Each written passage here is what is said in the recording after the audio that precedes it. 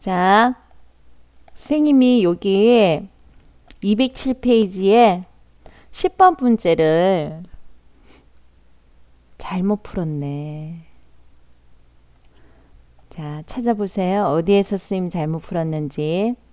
요 잘못 푸른 거 찾아내면요. 선생님이 수업 시간에 간식거리를 최초로 찾은 사람한테는 수업 시간에 간식거리를 줄 텐데요.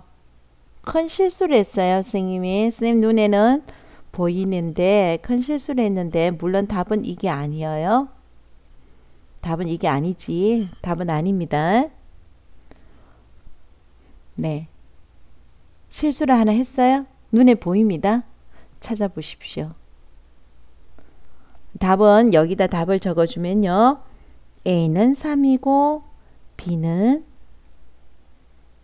마이너스 2가 나오네요. 찾아보세요. 찾는 사람한테는 간식거리 한 명한테만 줄 겁니다. 찾아보십시오. 자, 11번 문제 한번 해볼게요. X축으로 A만큼 평행이동을 했더니 이 원에 접하였다. 자, 그럼 문제가 굉장히 어려워 보일수록 세분화시켜서 생각을 한번 해보세요. X축으로 A만큼 평행이동이라 그랬지? 그러면 평행이동이라는 말이 나왔다? 평행이동은 무슨 평행이동, 무슨 평행이동? 점의 평행이동과 도형의 평행이동이 있는데 얘는 도형이니 점이니? 도형이지. 그러면 X축으로 A만큼 X는 A지만 도형이니까 얘를 이항시켜서 뭘? X-A는 0. 얘를 X 대신에 대입을 해줘야 된다는 거지. 그래서 우선 평행이동한 직선을 먼저 구한다는 거죠. 평행이동한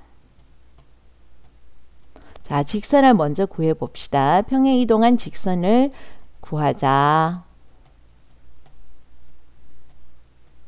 자, 평행이동한 직선이니까요. 쌤 뭐라 그랬어요? 우리가 생각해놨잖아. X자리에 X-A를 이렇게 적으라는 거죠.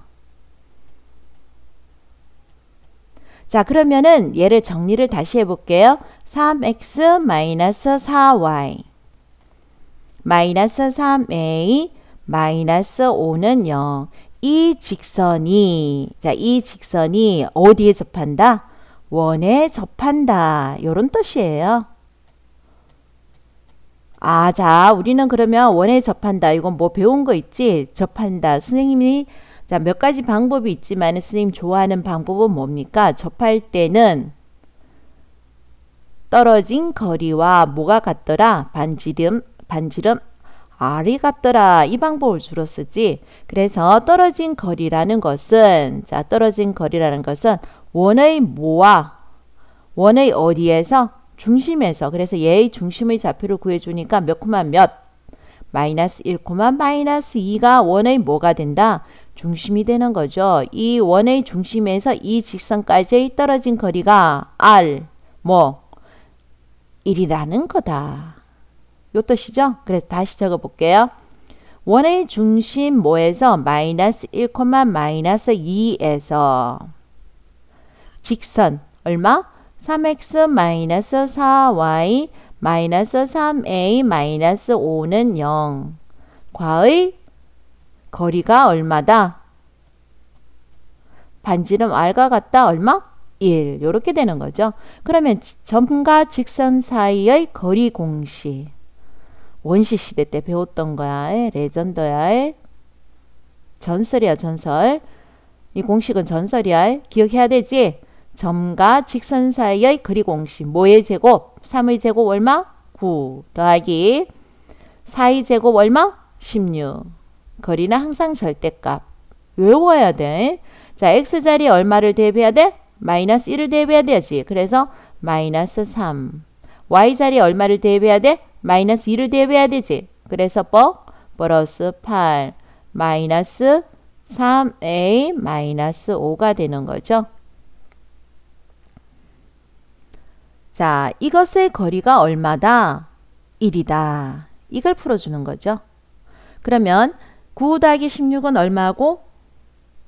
5지.